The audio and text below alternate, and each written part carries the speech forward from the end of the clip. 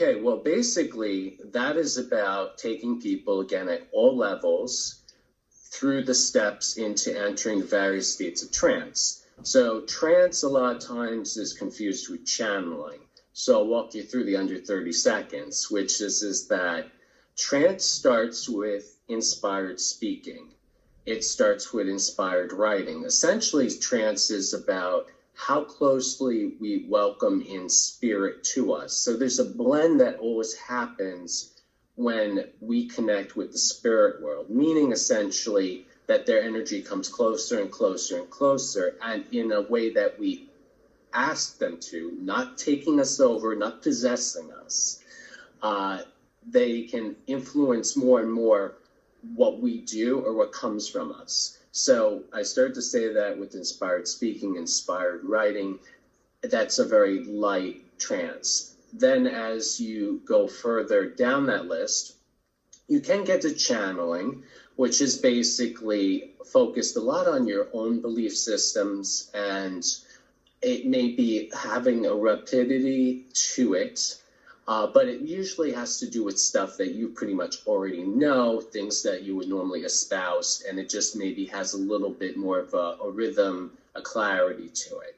Again, spirit stepping a little closer. Then we go to things of the nature of trance communication, where eyes shut, you have spirit speaking through you. And the difference there is, and a lot of times the practice is focused on spirit guides because they're just easier to bring through and have them communicate versus loved ones, though both can be done. And the idea with it is that they're able to share in philosophy, give guidance, give direction, and they're going to share things that may be in stark contrast to the person whom they're coming through. So even though it's coming through, let's say, your mouth, Becky, and it may be about such and such subject, and it also can include a lot of details to which you don't know. So again, it's not coming from your own knowledge base, it's coming from that person, that being in spirit. At the end of it, you may or may not remember much of it, so that's why us sitters on the outside have to pay attention and then share after the fact, because the blending is so heavy. So it's like going into a bit of a stupor or a sleep or a deep meditation for some people.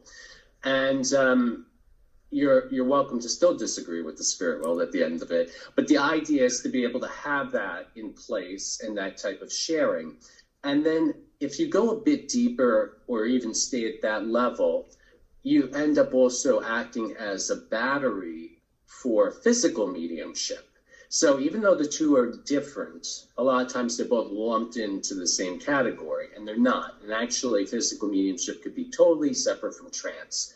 But it's found that if you have somebody in that deep state, which again might seem like sleep for a lot of people, spirit is able to channel more energy through you, the medium, in the trance, as well as use a bit of your energy in a healthy way, and be able to help produce the physical phenomena. And not so much table tipping as in the one class that I'm teaching, but other phenomena. Again, I mentioned already, spirit lights, touching, temperature changes. You may feel as if you're wearing a headband or a cap that's called the cosmic cap.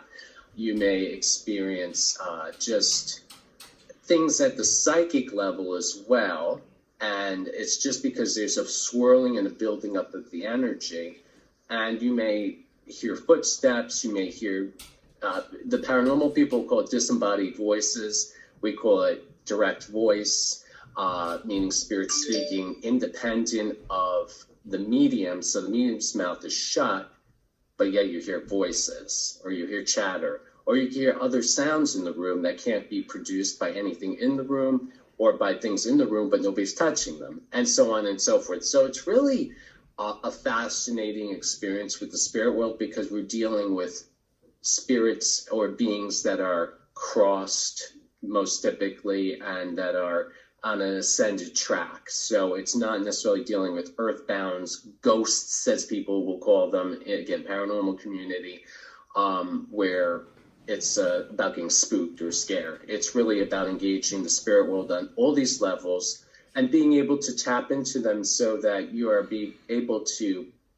either have a better sense of where you're going in your own life's path. And you don't have to be some person involved in the metaphysical community in the sense of that's your job or even that's your part-time. This could just be your own journey in your own manifestation of your own soul's desires, and just learning more about that and about the team that works with you. So it's a really fascinating, and again, for some people, a more salient experience rather than just all tapping in through the psychic gifts through mental mediumship. And because it's allowing them in that much closer, and it's a lot of fun. And again, it's a lot of practice. So you will get the experience of both going into trance and doing a lot of exercises. And I found that every time I've taught this, people have been able to get into that state rather quickly, regardless of their experience or apprehensions, and really be able to deliver the goods and be able to, furthermore, at the end of that class, be able to know how they could continue their practice, even if they don't necessarily have a group to go to right away or a class to attend, that either continues it or either complements it, so that it doesn't exist in a vacuum necessarily. And it's something that, again, which I do in all classes, I make sure that you have these exercises, you have these options to continue your own development, and not just with me.